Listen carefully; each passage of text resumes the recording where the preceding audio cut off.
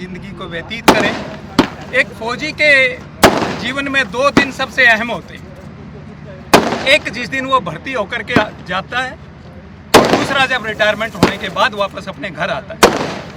जब वो फौजी भर्ती होकर के जाता है उस टाइम वो एक बच्चा होता है छोटा, और ऐसे माहौल के अंदर जो है, जो एकदम से विपरीत जो है माहौल के अंदर जा कर के वो अपने आप को डालता है और वहाँ अपने आप को इस काबिल बनाता है कि भारतीय सेना उसके ऊपर फख्र कर सके और वो उस भारतीय सेना का हिस्सा बनता है।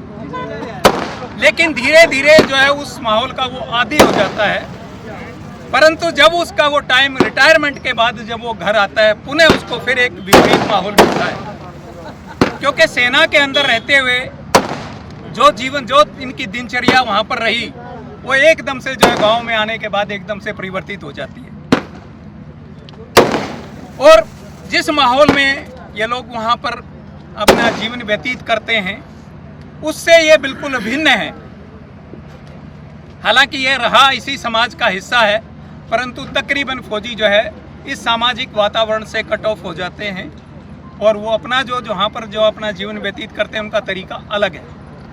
तो मैं परमपिता परमात्मा से पुनः जो है ये प्रार्थना करता हूँ कि हमारे भाई विकास, इनका जो जीवन अभी जो ये अपनी दूसरी पारी शुरू करने जा रहे हैं ये मंगलमय हो और परमात्मा इनको और तरक्की दे और इनको खुशहाली दे।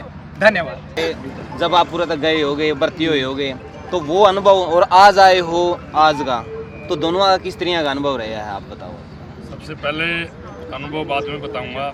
पहले जो मान और सम्मान के योग्य है खटखट टोल कमेटी और इसके सारे मेंबर, जिन्होंने इतना बड़ा स्वागत और मेरे जितने भी रिश्तेदार, भाई बहन, आस पड़ोस के गांव वाले, चाचा ताऊ, जिन्होंने मेरे को इतना मान सम्मान दिया, मैं उसका बहुत आभारी हूँ। और मैं तकरीबन 2008 जनवरी में भर्ती हुआ था। उस टाइम पर एक ट्रेनिंग का शेड्यूल होता है, हम गांव से ही गए, जुनून तो सभी को होता है शुरू में। तो उस ट्रेनिंग में एक सेना ने हमें बहुत अच्छा डिसिप्लिन और वो दिया, और अभी भी तकरीबन मेरी 17 साल सर्विस हो गई।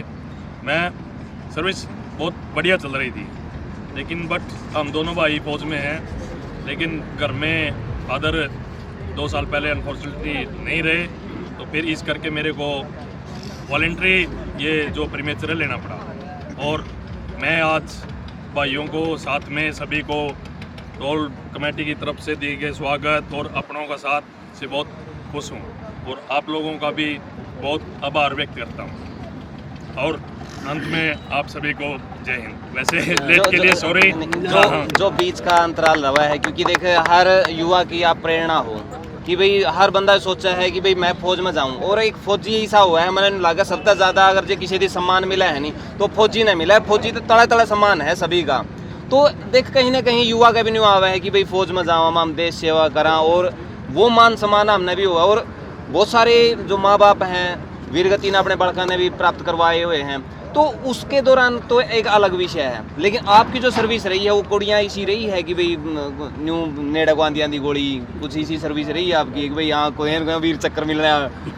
नहीं, वैसे मैं 4-5 साल रहा हूँ JNK में, श्रीनगर भी रहा हूँ और डोडा से अभी लेटेस्ट 8 महीने पहले मैं काट के आया था। उसमें मैं वैसे क्लर्की में था। क्लरिकल की जॉब में थोड़ा सा हथियार का संपर्क कम और इसका कंप्यूटर का ज़्यादा रहता है, लेकिन फिर भी इधर तो फौज है, फौज में हर कोई भी ट्रेड हो उसमें हर ट्रेड को हथियार तो मतलब संपर्क हो ही जाता है।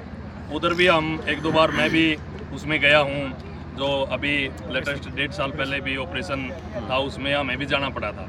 लेकिन हम थोड़े से बैक में रहते हैं, क्योंकि आगे जो बंदे ट्रेंड बंदे या जो वो सोल्जर हैं वो ज़्यादा उसमें सक्रिय रूप से कार्य करते हैं।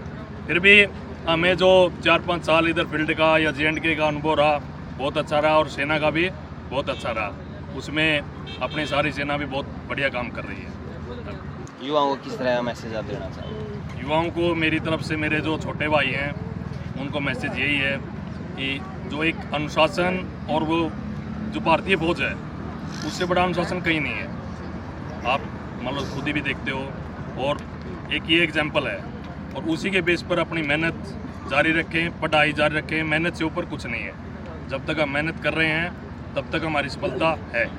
ये किसी का सभी को पवन भाई बोलना चाहते थे, 1 मिनट रुकिए कि मैं बात रह रही थी नहीं कि शायद आप नज़दीक आएगा ना यार, एक बार थोड़ा ज़रूर बोलिए। जय जवान और जय किसान, ये नारा ऐसे नहीं दिया गया। सीमा पे देश की सुरक्षा हमारे जवान करते हैं और देश के नागरिकों का पेट भरने का काम हमारे देश का किसान करता है। ये जोड़ी सदियों से चलती आ रही है और चलती आ रही है। किसान का बेटा ही आपको सीमा पे मिलेगा, ये भी आप नोट कर लेना। जो धनंजय सेठ हैं, राजनीति पार्टियां हैं, उनके बच्चे कभी सेना में नहीं जाएंगे। उन्हें देश की सुरक्षा की जिम्मेवारी भी किसान परिवार का तो है। तो मैं यही मैसेज देना चाहूँगा समाज को कि फौजी और किसान दोनों की इज्जत किया करें। बहुत बहुत थैंक यू। सुनो